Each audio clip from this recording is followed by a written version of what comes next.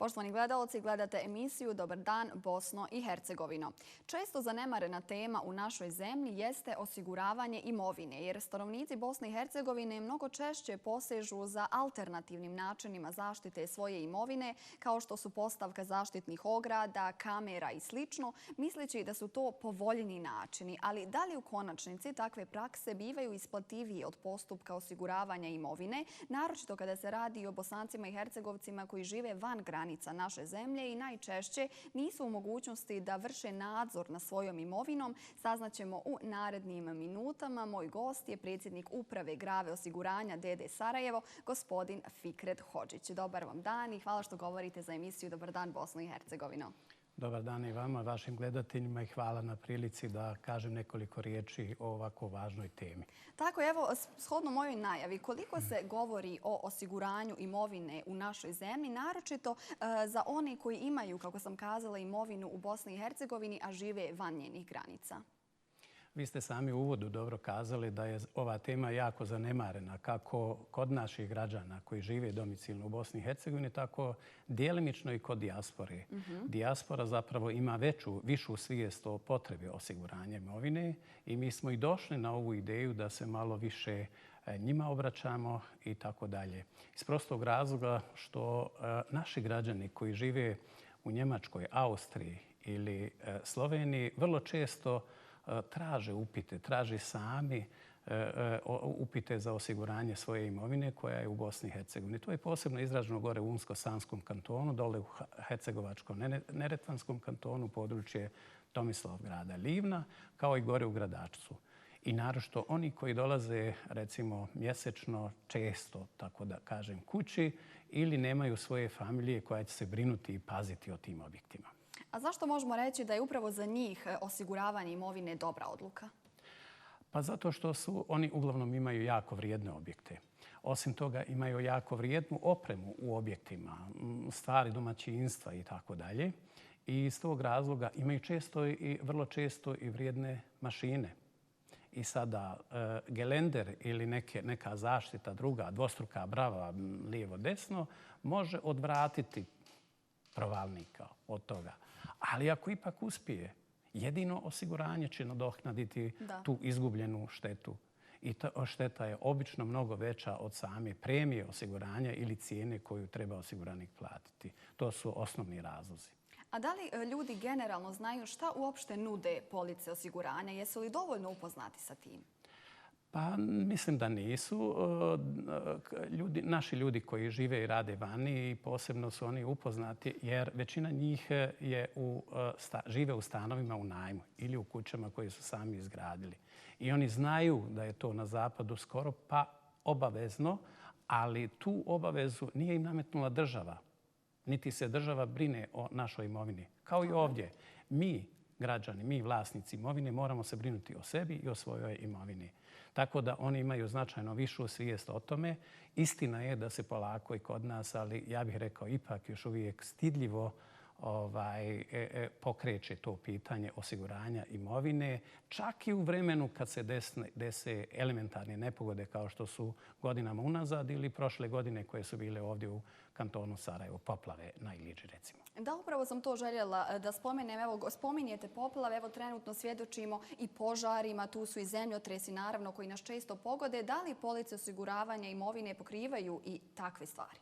Da, svakako. I to su, da tako kažem, osnovni rizici su požar, poplava, krađa, pucanje cijevi vodovodnih ili kanalizaciju unutar objekta i tako dalje.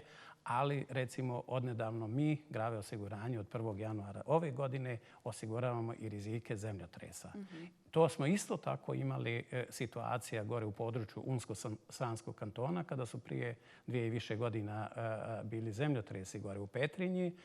Taj zemljotres se osjetio i u tom dijelu i naši osiguranici koji su imali osiguranje imovine, mi smo im, da tako kažem, nadoknadili djelimično štetu od zemljotresa, iako nisu imali pokrića, ali su imali ovakva osnovna pokrića. A evo spominjete određene lokalitete u našoj zemlji. Je li možemo nekako izdvojiti neki podatak na kojim mjestima u Bosni i Hercegovini ljudi najviše posežu za osiguravanjem imovine, da li zbog geografskog položaja, upravo elementarnih nepogoda i tako dalje?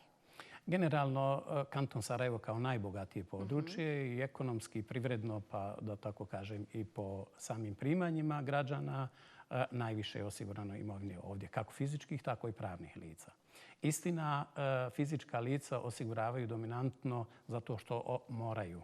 Kod, recimo, kreditiranja, finansiranja objekta u izgradnji ili stana koje kupuju.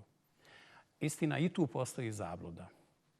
Ako mi osiguramo stambeni objekat koji finansiramo kreditom, mi nismo osigurali svoju imovinu i nismo osigurali svoje stvari u kući ili u stanu. Mi smo osigurali samo građevinski objekat i osigurali smo u korist banke jer smo dali hipoteku.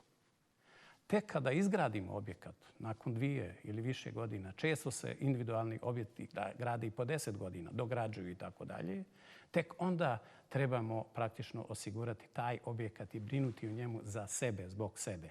Tako je. A da li ljudi više posežu za osiguravanjem imovine nakon što im se desi neka nemila situacija ili preventivno? Oni koji dobro promišljaju i oni koji imaju informacije, koji se informišu, koji traže i žele stvarno osiguranje, oni to urade preventivno. I na kraju krajeva to smo bili svjedoci i svih ovih elementarnih nepogoda koje se desili prethodnih godina. Mi pamtimo i 2014. i 2015. kad su bile one ogromne poplave. Tada smo naravno nadoknadili štetu u kratkom roku svima onima koji su imali osiguranu imovinu. Kratko poslije toga dolazi naprosto do potražnje, ali to traje u našim uvjetima nevjerovatno kratko. Za razliku recimo od razvijenih zemalja zapada gdje radi naša dijaspora, počev od Slovenije, Austrije i tako dalje, gore do Švedske i Norveške, to je nevjerovatno. Kod njih je preko 75% objekata individualnih osiguran. Kod nas je to još uvijek između 5 i 8%. Dakle, premalo. A šta su razlozi za to? Da li možda nedostatak svijesti, edukacije ili možda nepovjerenje ljudi?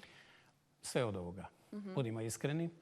Prije svega nedostatak informacija. Dobro. U današnjem vremenu ove digitalizacije mi u stvari samo kratkotrajno zadržavamo pažnju na društvenim mrežama, na određenim informacijama. Mi u stvari imamo određeni kratkotrajni podatak. Još ako on slikovit, mi ćemo se toga sjetiti.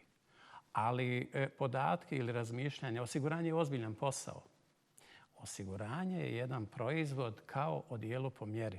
Znači, za svakoga od nas mora se skrojiti po mjeri, uzeti mjera, vidjeti vrijednost, udaljenost, položaj, cijena i tako dalje, stvari domaćinstva.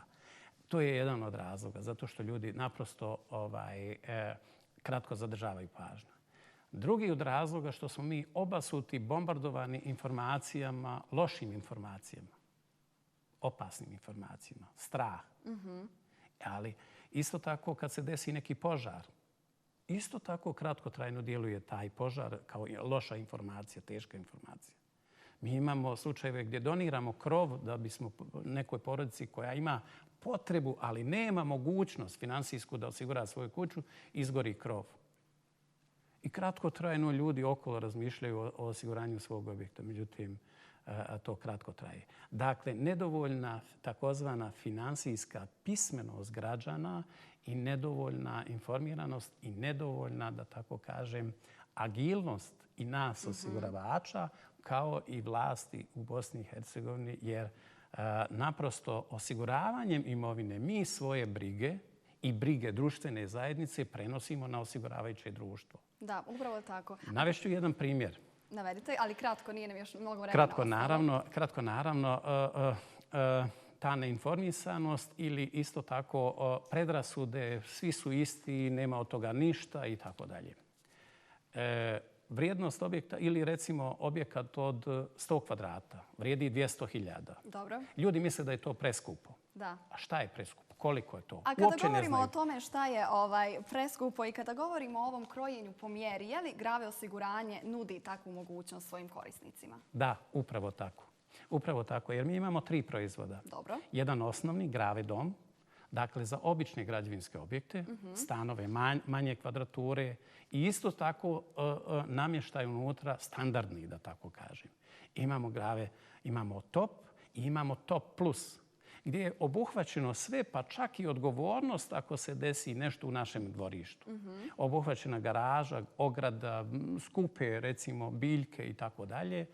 I ono što je interesantno, što ljudi ne znaju i zaboravljaju oni koji imaju osiguranje, da na ovaj način sa ovim vrhunskim proizvodom naravno mogu osigurati i recimo sportske rekvizite, mašine koje imaju kod sebe. Jer često su danas kod nas, kod vas mladih, sportski rekviziti vredniji od stvari kućanstva. I to je to. Da, a evo osvrnut ću se samo za kraj, ostalo nam je još malo vremena na 24. godišnjicu Grave osiguranja, evo na kojoj vam čestitamo. Hvala. Šta su određeni planovi u budućnosti? Vjerujem da ih ima. Naravno, naši planovi sežu praktično od osnivanja. Dobro. 1828. godine. I mi smo upravo osnovani na temelju osiguranja ili ti dobrog pokrića za sve, za građane, da uvijek štima omjer uloženog i dobijenog. I mi to tako isto i u Bosni i Hercegovini provodimo sve ove prethodne 24 godine. Mi smo suočeni permanentno nekakvim izazovima. 2008. bila je financijska kriza, pa je bila korona, pa je sad rat u Ukrajini i tako dalje. Mi uvijek imamo spremne i proizvode kao i usluge tako da ovo osiguranje, odnosno obezbijedimo sigurnost za sve naše klijente kroz vrijeme, održimo kroz vrijeme, bez obzira šta se dešava oko nas. Tako je bilo u prošlosti, tako će biti i u budućnosti. Tako je. Hvala vam mnogo za današnje gostovanje. Želimo vam još mnogo uspjeha u budućnosti. Hvala lijepo i vama.